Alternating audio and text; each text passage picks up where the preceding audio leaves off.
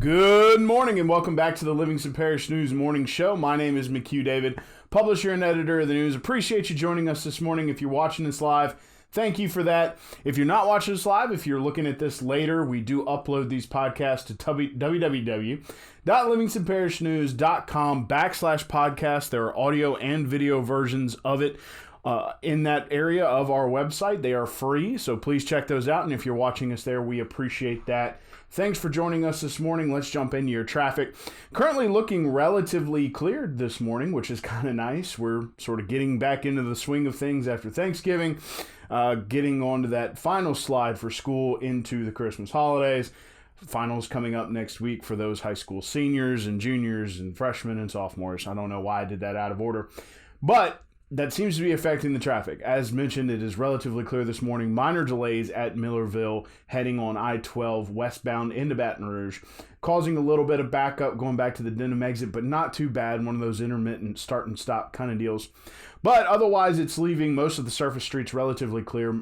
Very minor delays at 190 4-H Club Road and River Road. Minor delays on 64 heading into Central. And, of course, your normal delays in and around Walker, Live Oak, and Denham High School. Your weather today, it's currently 62 degrees. Going to warm up quite a bit. Going to get near 80 today. Going to go down to about 63 overnight. Looking at intermittent showers today as well, which is going to bring the temperature down and get it back into that 60, 40, 50, 30 range going forward through the rest of the week. But it is going to be a warm one today, so prepare for warm weather, a little bit of rain.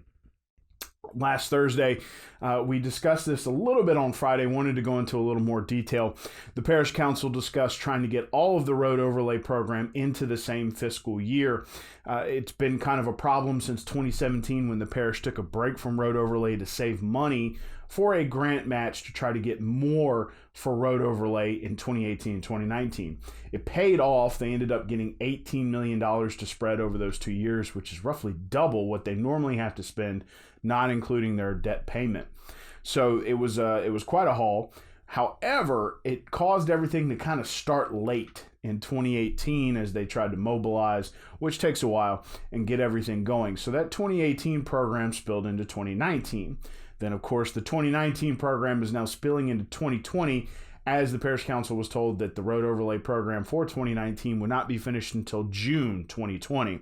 So the council's looking for a way to try to make sure that they can take that 2019 program and roll right into the 2020 program, trying to get it done before the end of the fiscal and calendar year. The Parish Council deals on a Jan 1 to December 30th calendar, so it's the same as fiscal calendar, so it's the same as the regular calendar.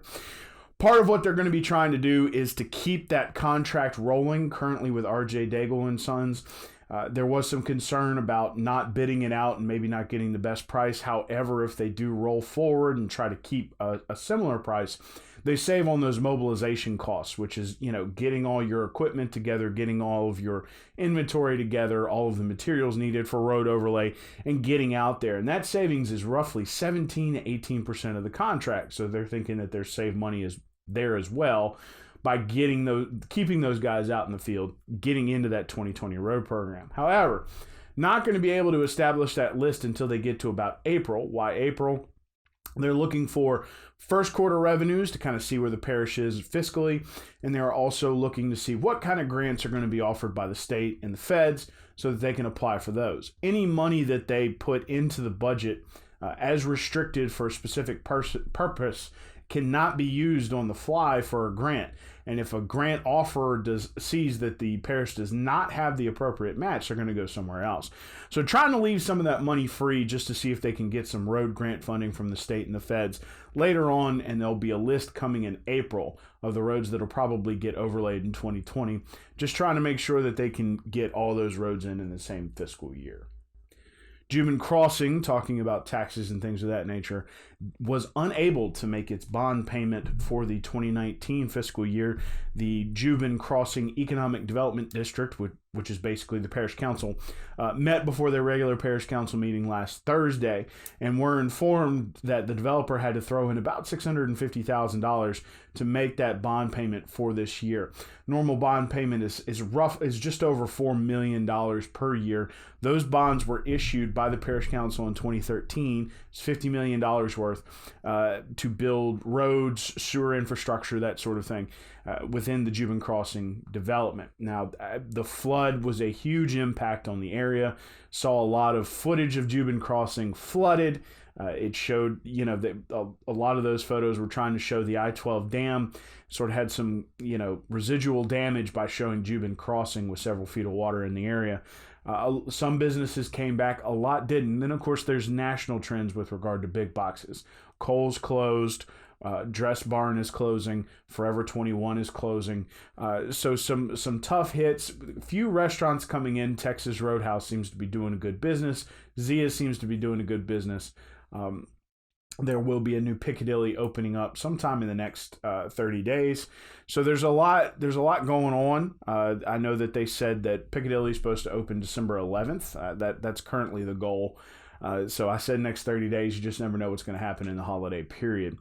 But unfortunately, still, those tax collections, which are part of it's a tax incremental financing sort of situation, are going to fund those bonds, and they're just not collecting enough money. So they're still trying to look to fill out phase one, as they've lost folks. And as a lot of people know, if you ever go to Juban Crossing, there's a lot of empty land in the back behind phase one, in between phase one and Academy Sports and across Juban Way from Movie Tavern. So they're not going to be moving into that area until they can refill phase one. Could take some time. However, a lot of smaller stores popping up seem to be doing a good business. So we'll see how that goes for Juban Crossing. But again, unable to make their bond payment in 2019. Developer had to kick in about $655,000.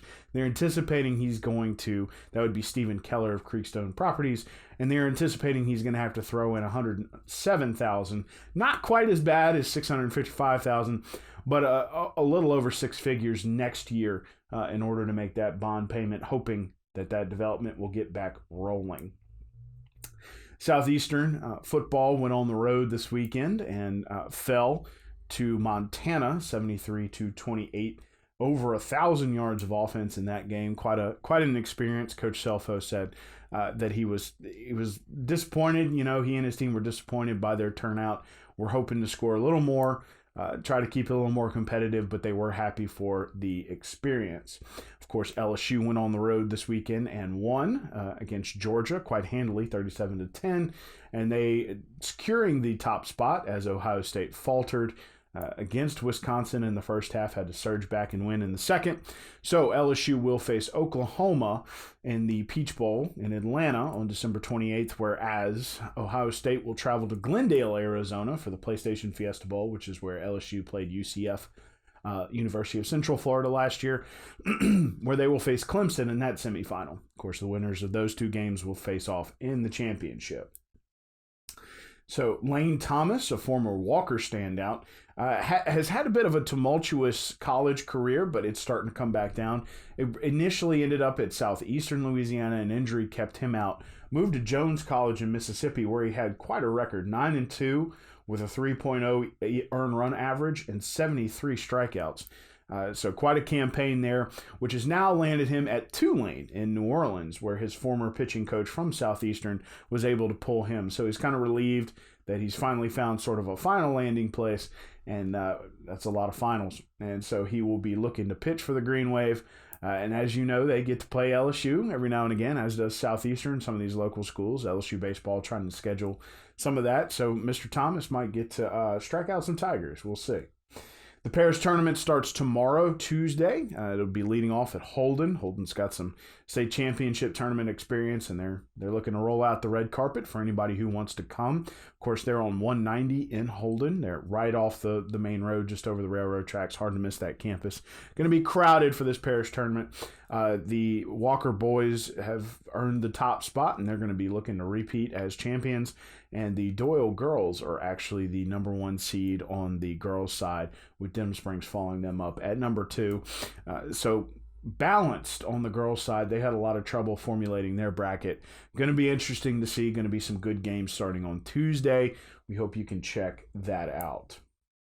John Schneider's kicked off his annual Christmas bonanza. He had Bo's Bazaar, quote unquote, on Saturday, December 7th. Mr. David James Gray was out there interviewing Mr. Schneider and taking in the food and all the music and stuff. It lasted into the evening, and there will be 2 more events you can read about at www.livingstonparishnews.com/living as all the Schneider Studios Christmas stuff moves into the holiday season.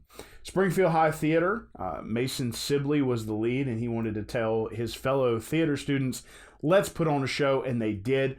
They put on Charles Dickens' A Christmas Carol. If you don't know the story, I recommend you go read the book. It's a very good book. Of course, it's based all on Scrooge and all that good, great stuff. So please, wait, I got my stories backwards.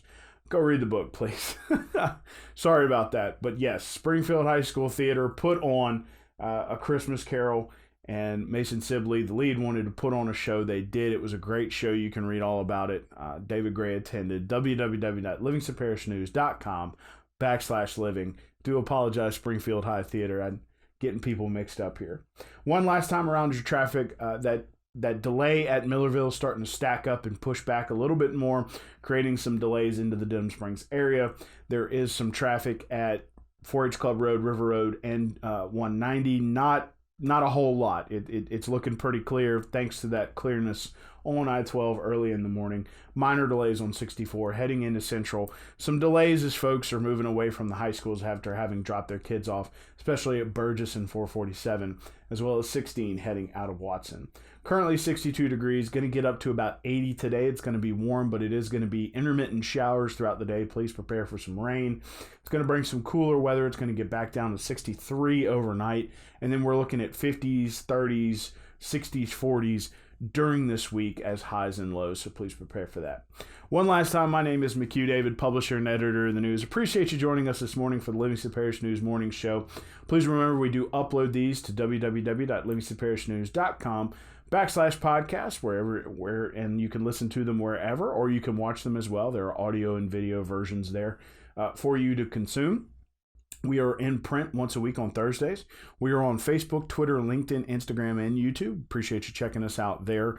And, of course, we are online. We have an app. Appreciate you checking that out. We hope you have a great week as we roll into the second week of December. And we will be back at you tomorrow morning here in the booth. Hope you have a great day. See you later.